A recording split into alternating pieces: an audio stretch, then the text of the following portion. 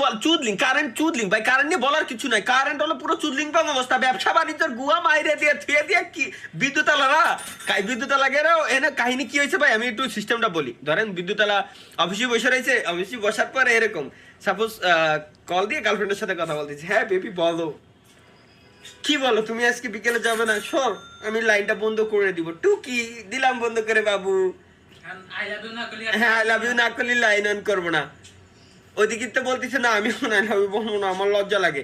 গেল পাশেতে এবার আরেকজন আইছে, আরেকজন আসার পরে ও বিদ্যুতের অফিসে ওখানে বসেছে, ও ফোন কলে কথা বলতেছে, হ্যালো জান ভালো আছো, চলো না আজকে বিকেলে বেরোই, যাই একটু গুলশান, হ্যাঁ গুলশান 2 এর দিকে যাই, রংপুরিতে চাটা খেয়ে আসি।